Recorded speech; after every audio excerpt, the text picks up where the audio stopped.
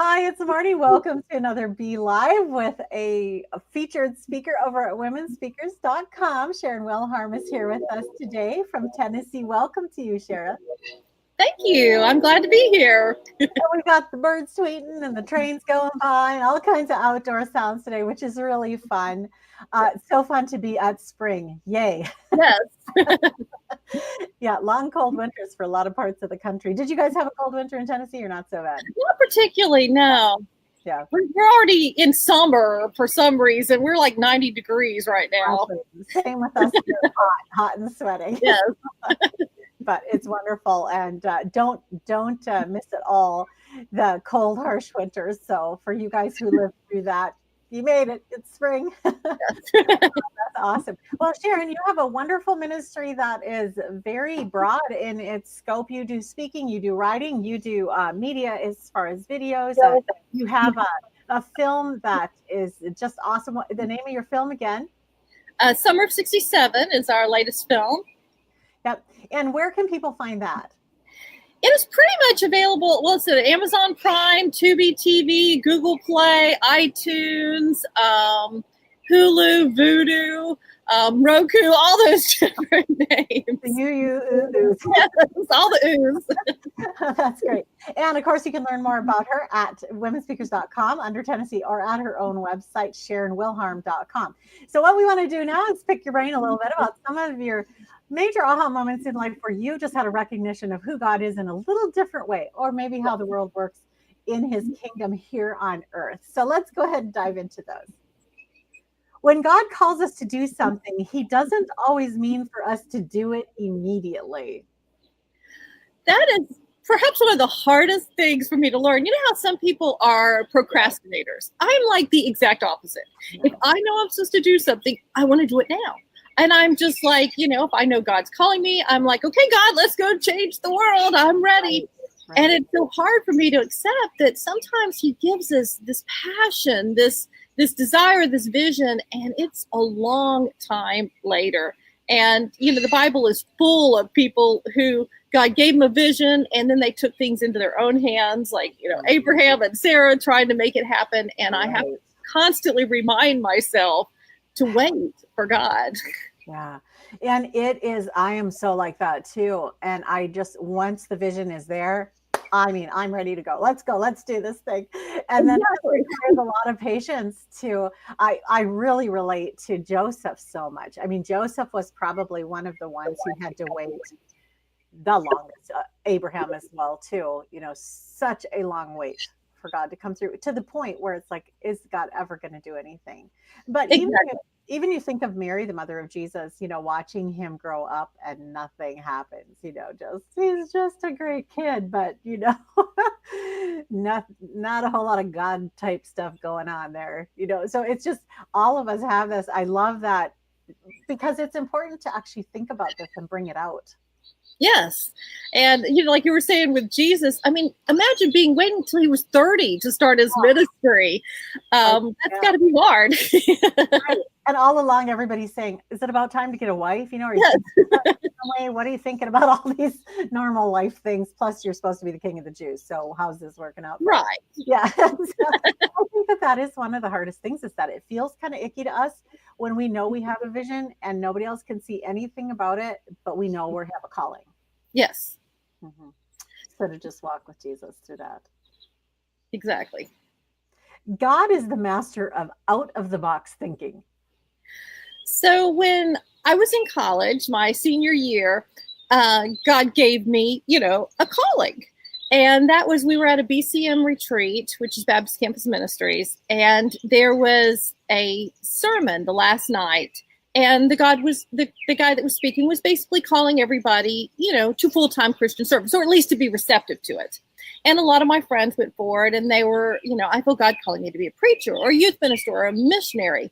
And I felt God calling me. And I was like, oh, God, this is great. I'm so excited. So what do you want me to do? And God very plainly said, I can't tell you, because what I'm calling you to do, you don't even know exists. And I'm like, what are you talking about? Okay, obviously I've misunderstood God. And so, I didn't tell anybody. I didn't go forward because I was like, what am I going to say? God's called me, but I don't know what he's called me to do. And so then a few months after that, my friend and I were coming back home from church, and it was at night.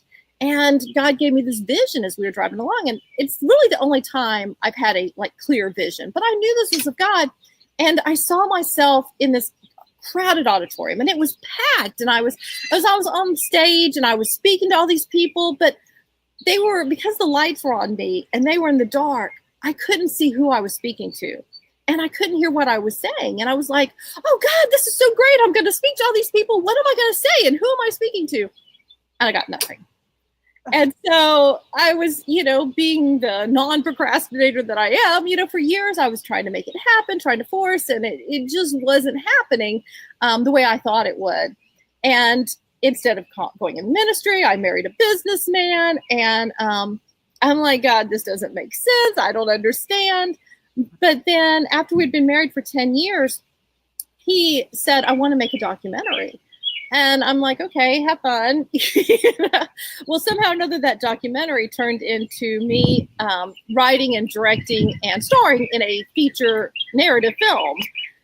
And I didn't know what I was doing. And it was so out of my comfort zone.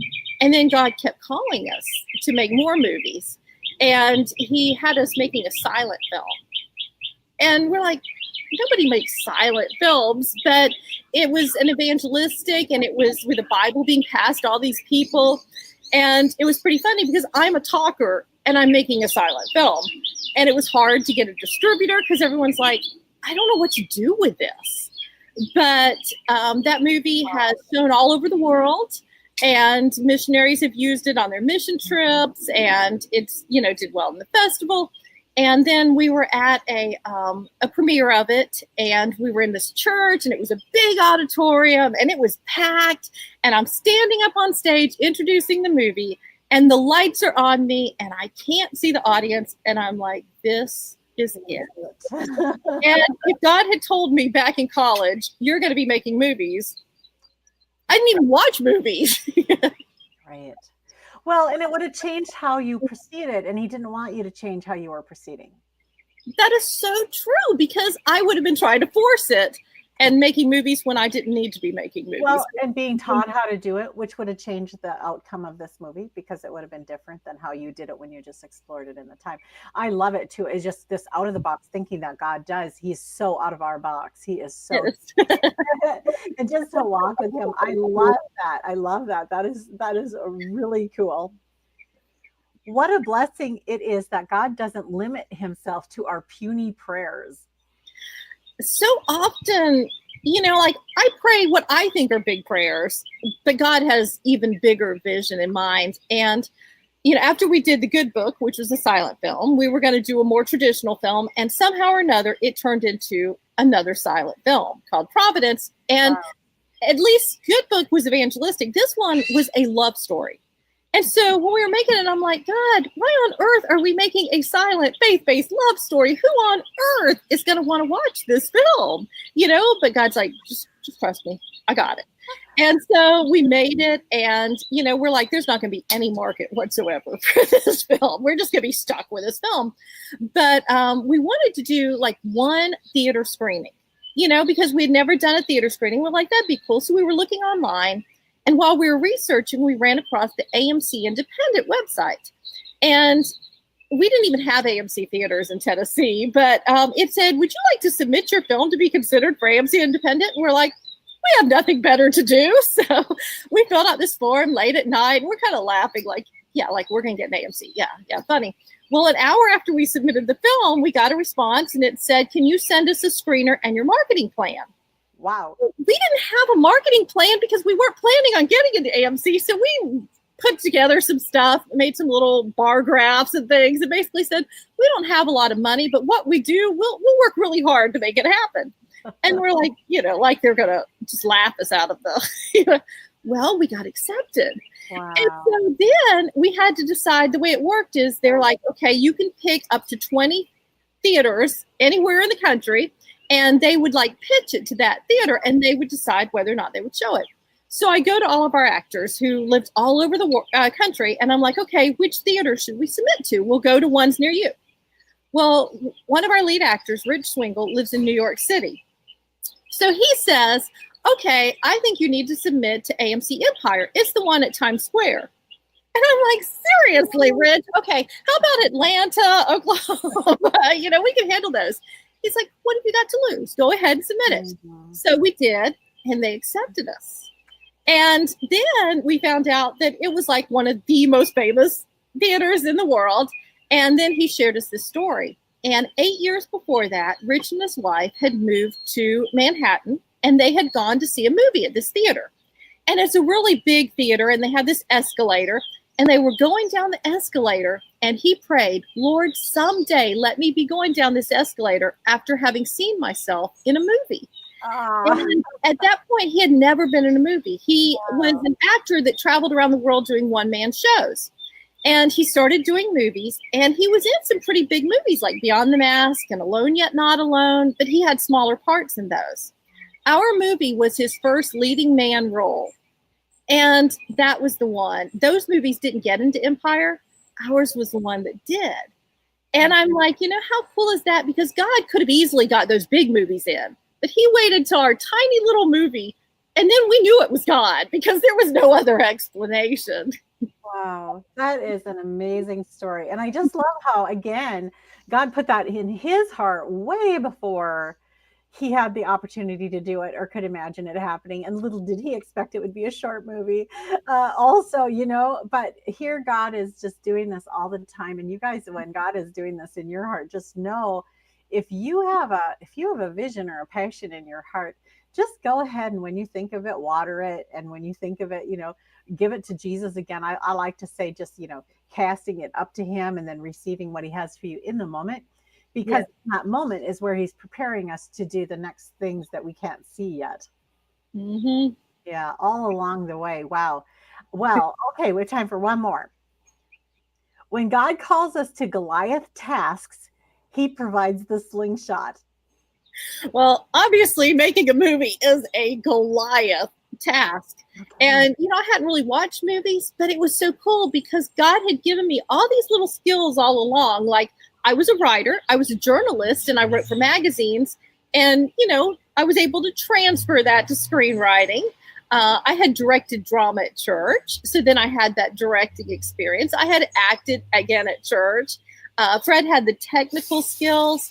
And so, just like how David did not start off killing Goliath, he started with bears and lions. And so God gave us these skills and these little projects because he knew we were going to do something. Yeah, it was going to require everything we had. It is so fascinating that you weren't even a movie watcher. You're not like one of the directors who grows up just dreaming of doing this. It was the farthest thing from your radar. I am the only filmmaker I know that did not dream of being it. It's so amazing. I oftentimes, because I'm just such a simple brain myself, I'm not a book study person. I just don't learn that way at all. And so I always really struggled with learning in school.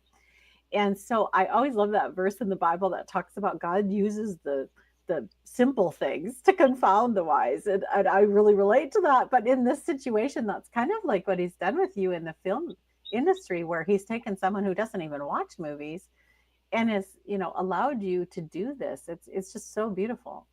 And it is, and it does give me a unique ministry because like now I'm literally working on a book to help people like me who God gives this vision, but you're like, I don't have any training. So I spend a lot of my time now with people writing to me and asking me for advice because they know that I can relate. I'm not going to give them that film school advice. I'm going to give them that God has showed me advice. Well, and that is going to be so helpful. I remember when we were in retail and we were praying God, because we didn't know what we were doing. We're like, God, send us someone who can tell us what to do next. And then he sent us the book, Hobby Lobby, More Than a Hobby, Dave Green. And he in there just explained everything that he was doing. I mean, it was just like God just gave us this incredible mentor in a book, right? Needed it. So I want to encourage you, keep working on that book. And I just know that those of you who are listening and God's got something in your mind and you're like, I don't even see where this is going to ever benefit anybody, or it's just money, it's just time, it's just a waste. Gosh, your stories, Sharon, here are just so powerful into just the reminder that it doesn't have to look like something we can comprehend or grasp at the moment that God gives us to it. It just is a faith seed. And are you going to, water and nurture that seed until it's time for God to show what he has? Do you have a closing thought? No, that's it. And I do think it's important that we give God our best. Yeah. Because he called us to this and we didn't have a whole lot of skills, but I think it's important that you study and when God calls you to something, that you prepare, that you don't just throw something together, that you really give it everything you've got, even though it may be the widow's little, mite. Right. We give it all we have. And there's that balance. There's that really important balance there that we don't say, well, because God called it to me, therefore it's going to be him that does 100% of it. It is always, I always say that my part is this little teeny space between my thumb and my finger, and God's part is this space, where he died on the cross for me and did everything for me. But the reality is that he does want to use us. He gave you your brain. He gave you your friends. He gave you your skills and talents. He gave you your position in the world and even timing in the world so that he could flow this stuff to you and through you.